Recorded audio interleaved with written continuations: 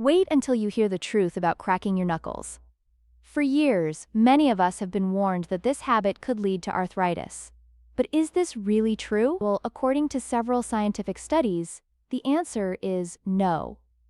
Cracking your knuckles does not cause arthritis. The sound you hear comes from gas bubbles bursting in your synovial fluid, a substance that lubricates your joints. While it might not be the most socially acceptable habit, it won't give you arthritis.